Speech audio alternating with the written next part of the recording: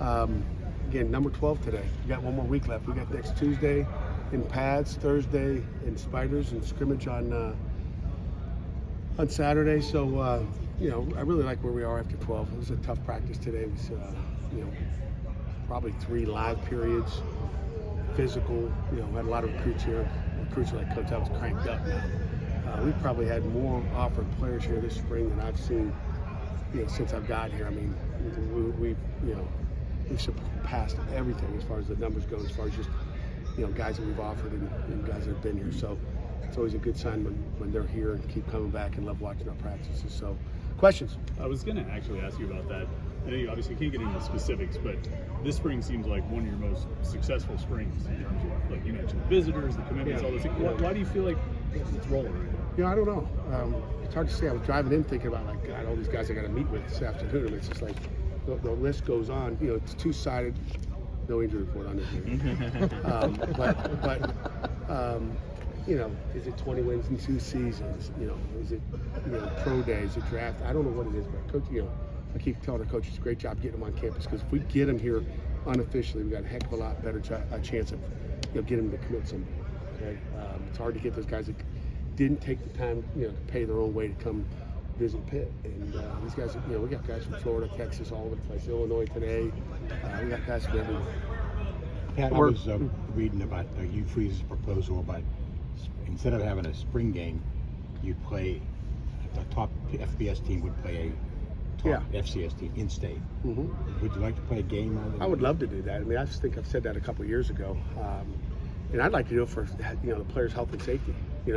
Today when we go, or Saturday when we went, when I say we got 130 plays, it's 22 players going, each snap. You're risking an injury every snap you go out there. So when you talk 130 plays, you times that, every one of those plays times 20, 130 times 22, the chance of injury, increase. But when you got just 11 guys out there going against another opponent in a spring scrimmage, I think spring games would be a lot more fun. Just make it a spring game. You get to go, play a team on your spring game, set it up and do it. At Michigan State, we did it in the summer, and we're not allowed to set it up. But in the summer, we used to get Grand Valley and Michigan State used to do 7-on-7. As long as we set up as coaches, 2 quarterbacks got together and said, hey, come on over. Hey, next week we'll come to you. What better? So we've done something like that. Kirk Cousins used to set that up with the quarterback over there, and it's good stuff. Is there enough support among guys like you to do that? I have no idea. I haven't thought about it. Just trying to see if we get a first down, see if we get off the field on 3rd down, and see if we get someone to come to Pitt. So, they don't listen to us anyway, so it doesn't matter. They do stuff. Some of the new recruiting rules out there, unlimited calls to, and contacts now with underclassmen. Like, there's not enough time in the day to do all that stuff. So phone calls can now start, it sounds like, in June. Like, we have nothing else to do in June. We're going to call them 2025 guys. I don't know where we're going to find the time. So, why do you think that process has sped up so much? The recruiting process? Yeah. The reason that it's speeding up and that they're speeding it up even more, I think, overall the ACC coaches have had enough. We voted to go ahead and speed it up, and I'm not a proponent of it, but we just kind of take a vote as ACC coaches, and we said just speed it up because everybody's cheating anyway. They're making the phone calls anyway, right? So now might as well make it legalized. At least not if we're going to do things the right way, and they're going to cheat, then what are you going to do? So we're getting controversial here. I probably should shut up. When it comes to you talked about the flux of how many recruits you had just today, but really throughout the spring. How much of a factor do you think, now that we're, I guess, fully out of the pandemic and all the restrictions are starting to be lifted and more people are maybe more adept to go travel, how much do you think that plays a factor into it? Well, I hope it doesn't play out there. Restrictions and all that. Like, Jerry hasn't worn a mask for 2 years.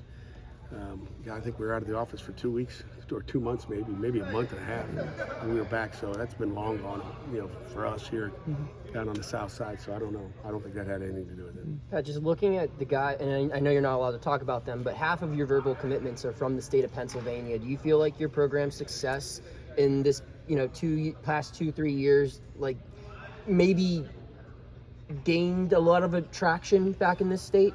I think so. I don't think there's any doubt about that. I think it gains traction, in state and out of state as well. I think, nationally, I think people start to go, whoa, look what they're doing, and so I think there's no question that's a factor.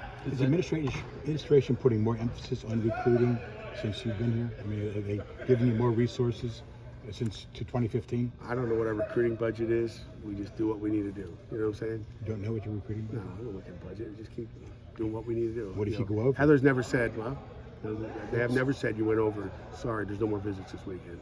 So when you talk about the administration, Heather's been awesome. The chancellor's been awesome, and I'm sure we stay under budget, but I'm conscious of what we're doing. Not wasting stuff, doing what we need to do. But no one's made a push. Hey, let's start recruiting harder. No, we've been doing whatever we need to do. Does the increase of Pennsylvania guys, especially with you guys' recent success and that attraction to you guys, does that change up any strategies as far as how you divvy up the work of recruiting and any targets that guys go after? Not really, because we got different coaches in different areas of the state of Pennsylvania, but then we position recruit. So if it's a linebacker and Manalack is not in the state of Pennsylvania, he's now in the state of Pennsylvania. So we'll go from area recruiting to positional recruiting, and then the coordinators obviously get involved. So it's multiple relationships with all these kids, and again, success in the state of Pennsylvania, it all depends on how many there are. We're not going to just take as many as we can from PA.